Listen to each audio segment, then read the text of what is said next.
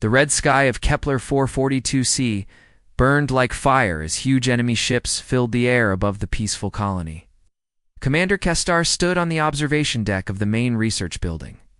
Watching the Vorthok Empire's war fleet block out the twin suns, the massive ships cast dark shadows across the green gardens and laboratories that 3 million Zilani had called home for over 200 years. Kestar's forearms shook as he gripped the metal railing. His people were not warriors. They were gardeners, scientists, and teachers who had spent centuries growing beautiful plants and studying the mysteries of life. They had never fired a weapon in anger, never built war machines, never even imagined they would need to fight for their lives. "Commander, all the data computers are destroyed," said Lieutenant Velahan as she ran up the stairs, her green skin pale with fear. Her voice trembled as she spoke. "We have given out all the small weapons, but they are just hunting guns. They cannot stop the Vorthok soldiers." The Vorthok Empire had been moving through their part of the galaxy like a plague, killing every species they found. 17 different alien races had already been wiped out completely. The Vorthok called them weak plant people and useless life forms that did not deserve to exist. Now it was the Zilani's turn to die. Kestar made the ancient gesture of his people, touching his chest with all 4 hands. It meant acceptance of fate, something the Zilani had done for thousands of years when facing the end. But this was different. This was not a natural death from old age or sickness. This was murder on a scale that hurt his mind to think about. The colony's protective energy shields began to flicker and spark. The blue glow that had protected them for so long was failing under the power of the Vorthok weapons.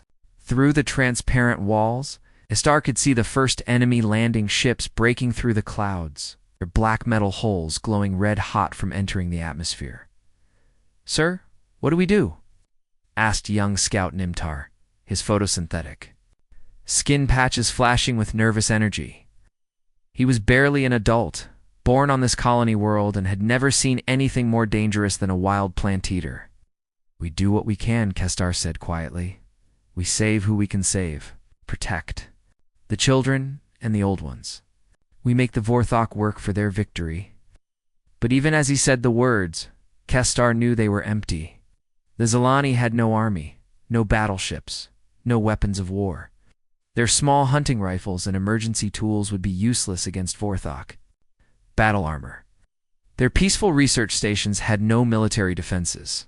They were like flowers trying to fight a forest fire. The ground began to shake as the first Vorthok drop pods smashed into the surface. Each pod held 50 soldiers in powered armor, trained killers who had destroyed cities on dozens of worlds. The sound of their landing was like thunder that would not stop. "All citizens to the underground shelters," Kestar announced over the colony communication system. His voice stayed calm even though his heart was beating fast enough to burst. "Follow Emergency Plan 7. Take only what you need. Move quickly, but do not run. Help the young and old." He watched through the windows as his people moved through the streets below. Families carried small children and helped elderly Zilani walk to the hidden entrances. Teachers led groups of students who looked confused and scared. Scientists grabbed their most important research and data crystals, trying to save years of work. The colony's shields died with a sound like breaking glass. Immediately, the air filled with the scream of Vorthok aircraft as they dove toward the defenseless buildings. Energy beams cut through the research centers like hot knives through soft leaves. Beautiful gardens that had taken decades to grow burned in seconds. Kestar ran to the emergency communication center in the basement of the command building. His hands moved quickly over the controls as he sent out one last message to the stars. "This is Zilani Colony 7 on Kepler 4 for to see. We are under attack by Vorthok Empire forces. We have no military. We cannot resist. To anyone who receives this message, please remember us. Please remember that we lived, we loved, we tried to make beautiful things. Do not let them forget we existed." The message broadcasted into empty space, toward distant stars where other peaceful species might hear it. But Kestar knew the truth. No one was close enough to help. No one had weapons strong enough to fight the Vorthok. No one would come above them. The sound of Vorthok soldiers marching grew louder. Their metal boots hit the ground in perfect rhythm, like a giant mechanical heart beating out the end of the world. Soon they would break through the shelter doors. Soon, 3 million Zilani would join the 17 other species that existed now only in old computer files and fading memories. Kess single quotes Tard turned off the communication system and sat in the darkness, listening to his people whisper prayers in the ancient language of their homeworld. They prepared for death as their ancestors had taught them, with dignity and peace, even as the boots of their killers grew closer and closer. 6 hours had passed since the Vorthok landing ships hit the ground, and Commander Kestar found the silence more frightening than any battle sounds. He sat in the underground shelter with 3,000 other Zilani, listening to nothing. The silence pressed down on them like a heavy blanket that made it hard to breathe. The Vorthok Empire was famous for being fast and deadly. They would land on a world, kill everyone in less than an hour, then move on to the next planet. Their soldiers were trained to show no mercy and waste no time. Every species they had destroyed before had died quickly, sometimes in just 30 minutes from the first landing to the last gunshot. But 6 hours had passed, and the Zilani were still alive. "This is wrong," whispered Lieutenant Velahan, her green skin almost gray with fear. "They should have found us by now, should have broken down our doors and killed us all." Instead of Vorthok voices or the sound of their plasma weapons, strange noises came through the thick earth above them. Heavy footsteps that did not sound like Vorthok boots walked back and forth on the surface. Unknown engines made deep humming sounds that seemed to shake the very rocks around them. Most puzzling were the weapon sounds that made the air itself Screamed nothing like the sharp crack of Vorthok energy guns. "Sir," said young Scout Nimtar, his voice barely louder than a breath. "The ground sensors are picking up explosions on the surface, but they are not Vorthok weapons. The energy patterns are completely different." Key stared at the small screen that showed readings from sensors hidden around the colony. The numbers made no sense. Whatever was happening up there involved weapons more powerful than anything the Vorthok had ever used. The explosions were so strong, they registered like earthquakes. Commander called out Dr. Simra from across the shelter. "The air analysis shows strange chemical traces coming through the ventilation system. Burned metal, but not from our buildings or Vorthok ships. Something else entirely." The waiting was becoming unbearable. Children cried softly while their parents held them close. The elderly Zilani sat quietly, their ancient eyes closed as they prepared their minds for whatever came next. Everyone expected the shelter doors to burst open at any moment, followed by the flash of enemy weapons ending their lives, but instead, the strange sounds continued. Sometimes they heard what sounded like heavy machinery moving across the surface, leaving deep marks in the soil that their sensors could detect. Other times, brief moments of what might have been fighting, followed by silence that lasted for hours. "I cannot stand this anymore," Kestar finally said, standing up from his position near the communication equipment. "We need to know what is happening up there." "Sir, it could be a trap," warned Lieutenant Velahan. "The Vorthok might be waiting for us to come out. Then we will die knowing the truth instead of dying in fear and darkness." Kestar replied, "I will take a small team to the surface. If we do not return in 2 hours, seal the shelter and try to contact any other survivors." Kestar chose 5 volunteers to go with him through the emergency tunnels that led to hidden exits far from the main colony buildings. They crawled through the narrow passages in complete darkness, their 4 arms pulling them forward through the dirt and stone. The tunnels had been built as escape routes, but now they were being used to sneak back into danger.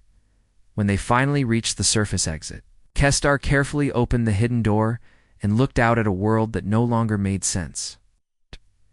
Where the Vorthok landing ships had crashed down, only huge smoking holes remained in the ground. The massive metal vessels that had carried thousands of enemy soldiers were simply gone, as if they had never existed at all. But that was not the strangest part. Scattered across the landing area were bodies, but they were not Zilani bodies. They were Vorthok soldiers, their black armor cracked open like broken eggs. Their weapons lay twisted into impossible shapes, as if someone had grabbed the metal and squeezed it like soft clay. "By the ancient trees," whispered Scout Nimtar, "what could have done this?"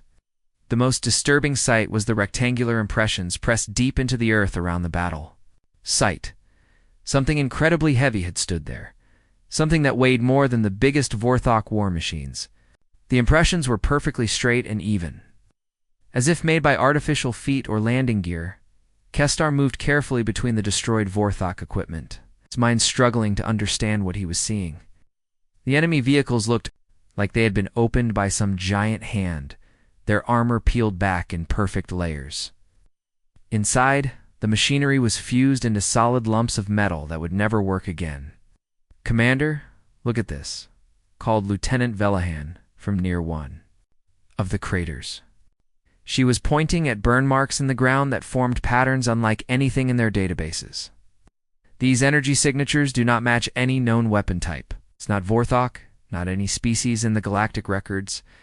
Before Kestar could respond, a new sound filled the air. Another ship was coming down from the sky, but this one was different. It was smaller than the Vorthok vessels, but seemed to radiate power that made the air itself feel heavy. As it descended, Kestar realized that their 6 hours of silence had been the calm before an even bigger storm. The ship that came down from the sky looked like nothing Kestar had ever seen in all the galactic databases. It was not huge and brutal like Vorthok war vessels, and it was not round and smooth like most peaceful ships. This one had sharp angles that seemed to cut through the air itself, and its metal surface changed color as it moved, like oil on water. Strange symbols covered the hull, markings that seemed to shift and move when Kestar looked directly at them. There were no Empire flags, no species identification codes, no warning messages. Just those mysterious symbols that hurt his eyes to stare at for too long. The ship landed without making the thunderous crash that Vorthok vessels always made. Instead, it touched down as quietly as a falling leaf, despite being the size of a small building. Steam rose from its landing gear. Kestar could feel heat radiating from the metal, even from 50 meters away. A door opened in the side of the ship with a soft hissing sound. The beings that walked out moved unlike any species Kestar knew. They stood on just 2 legs but walked with perfect balance, like predators who had never known fear. Their bodies were covered in armor that seemed to flow like liquid metal. Changing shapes slightly as they moved, the leader removed her helmet, and Kestar saw a face that belonged to no known intelligent species. Her skin was a warm brown color, darker than any Zilani, but lighter than the black armor of the Vorthok. Her hair was straight and dark, falling to her shoulders. But it was her eyes that made Kestar step backward without thinking. They were the eyes of a hunter, taking in every detail of the scene around her. "I am Captain Park Hanna of the Earth Defense Corps," she said. The words came from a small device on her chest that struggled to translate her language into the chemical scent. Speech of the Zilani. "We received your distress call 6 hours ago." Kestar's translator unit worked frantically, trying to make sense of what she had said. "Earth, that name is not in our star charts. How did you get here so quickly, and who are your people?" "Star charts list Earth as a dead world," Captain Park said with a slight smile that did not reach her eyes. "Class 12 death world, they call it. Unsuitable for intelligent life. Poison atmosphere, dangerous weather, deadly animals everywhere." She gestured toward the destroyed Vorthok equipment around them. That classification was not an accident. Lieutenant Velahan stepped forward, her voice shaking. "But no species has ever reported contact with whatever you are. There are no records of your people in any galactic database." "Humans," Captain Park said simply. "We are called humans." "And you are correct. No species has ever reported meeting us because we made sure they would not. We have been watching your galaxy for a very long time, learning about all of you while staying hidden ourselves." 2 more humans walked up behind their captain. Both were smaller than her, but moved with the same dangerous grace. Their armor made no sound as they walked, and their weapons looked like pieces of art rather than tools of war. "This is Lieutenant Kim Jae and Sergeant Lee Sol," Captain Park said. "They helped destroy the Vorthok force that attacked your colony." Kestar looked around at the smoking craters and twisted metal. You did this? All of this? But there were over 3,000 Vorthok soldiers here, with dropships and battle vehicles. There were, Sergeant Lee Soul said, her voice calm and matter-of-fact. Now there are not. We have been preparing for this day for a very long time, Captain Park explained. My people have been watching the Vorthok Empire expand through this sector for 50% of your years. We studied their tactics, their weapons, their weaknesses. We waited until we were ready. But why? Kestar asked, confusion mixing with gratitude in his voice.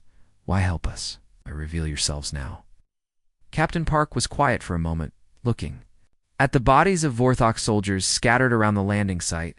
Does the Vorthok represent everything we hate about this galaxy? They destroy beauty and replace it with fear.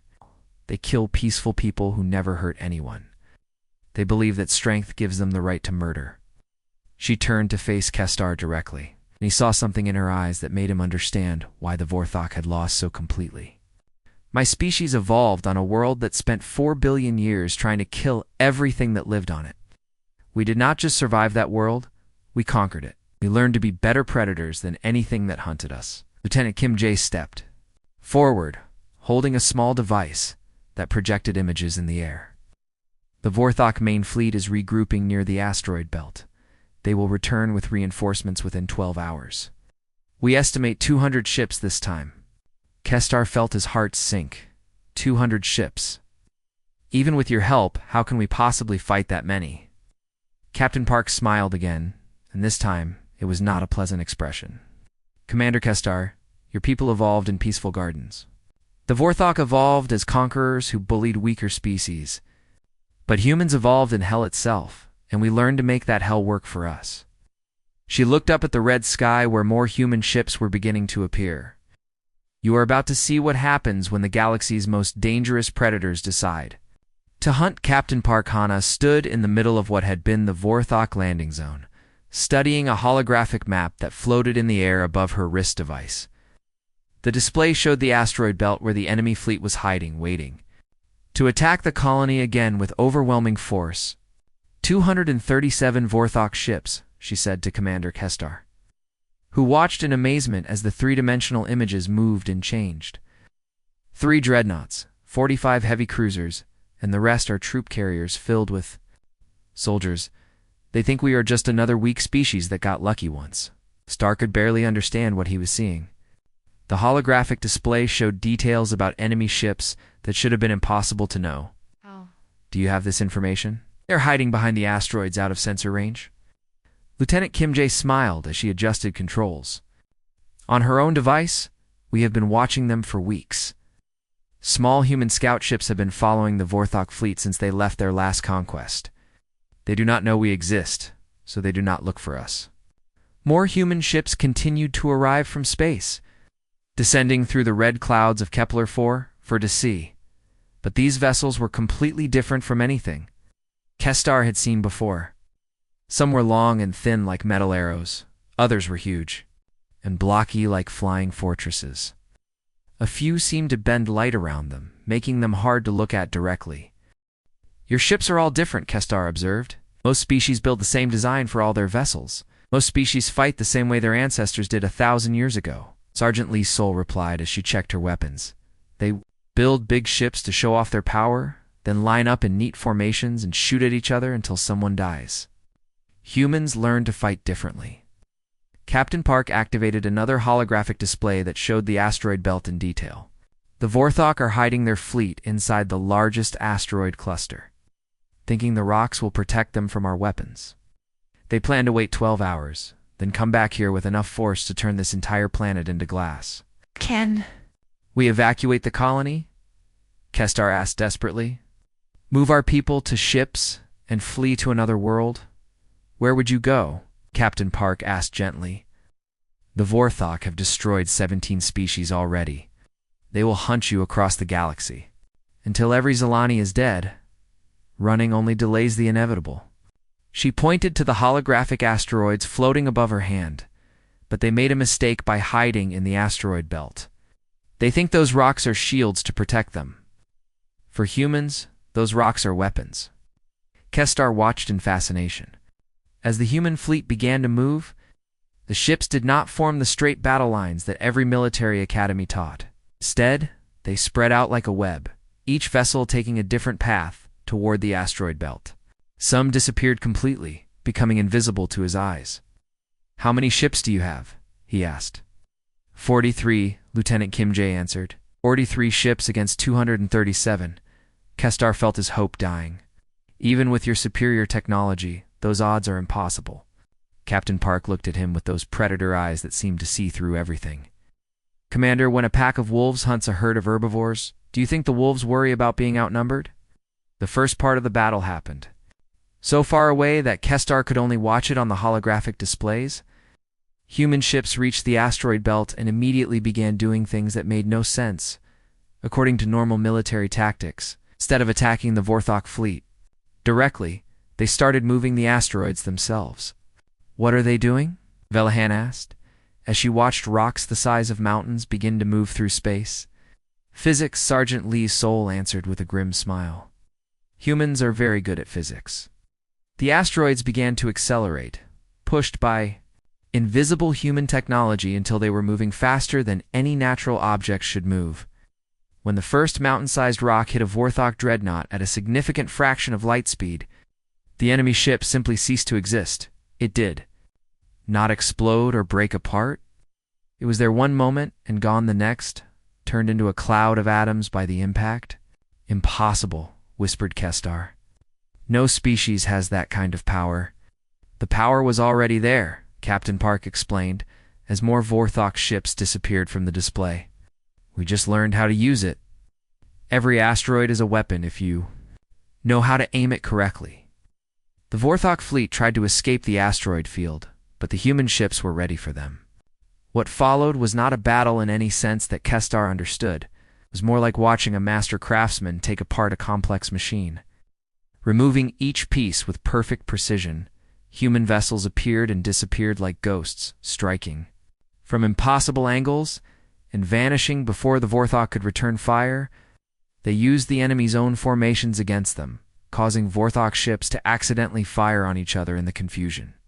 Most terrifying of all, they seemed to know exactly what the enemy would do before the enemy knew it themselves. When the UHSOC flagship exploded in a brilliant flash of light that was visible even from the planet's surface, Kestar realized he was watching the end of an empire that had terrorized the galaxy for centuries. The hunt was over, and the predators had won. 3 days after the battle in the asteroid belt, the Zilani colony looked completely different. Human medical teams worked alongside Zilani healers in the rebuilt hospitals. Their advanced equipment healing wounds that would have taken months to recover from. Human engineers helped repair the damaged research stations, their tools fixing problems in hours that would have taken the Zilani weeks to solve. Commander Kestar sat in the evening light with Captain Park Hannah and her officers, sharing the traditional Zilani tea ceremony in the restored main garden. The translation barriers had mostly disappeared because human language experts had learned to speak Zilani perfectly in just 3 days, something that amazed and slightly frightened Kestar.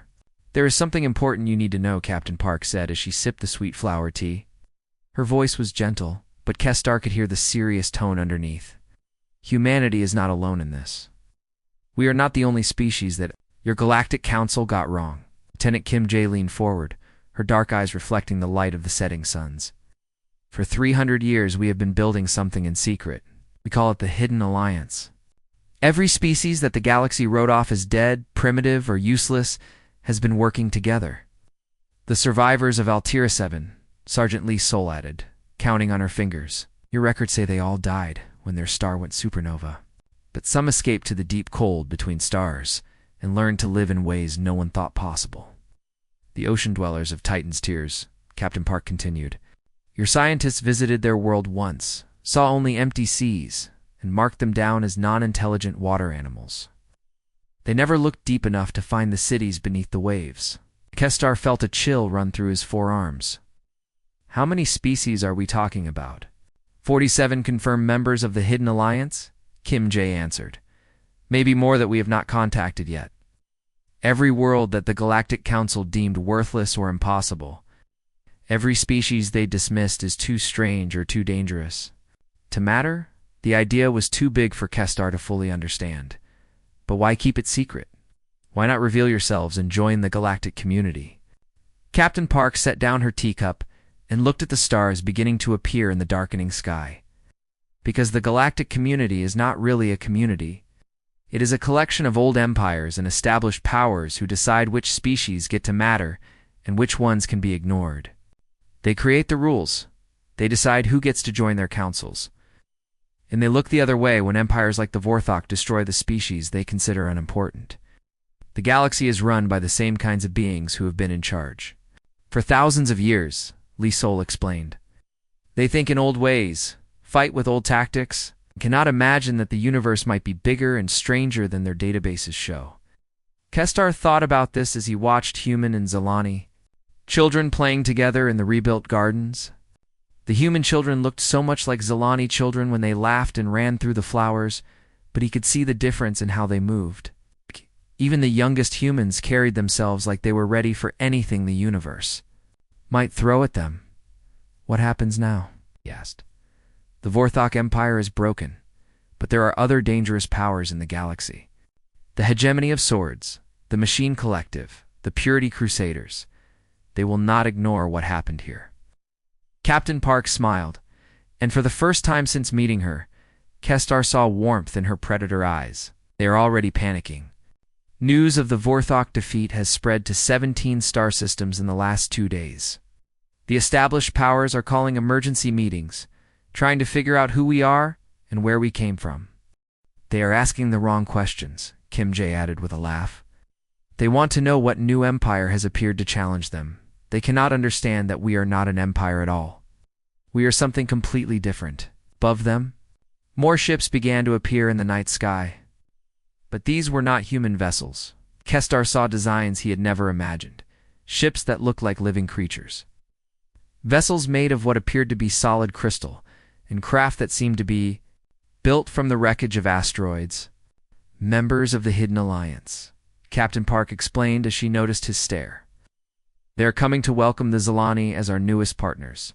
Your people will never be alone again. Sergeant Lee Sol stood up and pointed to the largest of the new ships, a massive vessel that glowed with soft blue light. The deep space dwellers of Altair 7, they have been traveling between stars for 3 centuries. Building a civilization in the cold dark where no one thought life could exist. The crystal builders of Shardhome, Kim Jae added, indicating a ship that looked like a flying diamond. They can grow technology instead of building it, creating tools and weapons that adapt and evolve. As Kestar watched, dozens more ships arrived from different directions. Each one was unique, representing species that had found their own ways to survive and thrive in a galaxy that had forgotten they existed. The Age of Empires is ending, Captain Park said quietly. The galaxy is about to learn that the universe belongs to everyone, not just the strong and the loud and the cruel. The Hidden Alliance is hidden no more. Looking up at the fleet of impossible ships filling the sky above his world, Kesta understood that everything was about to change.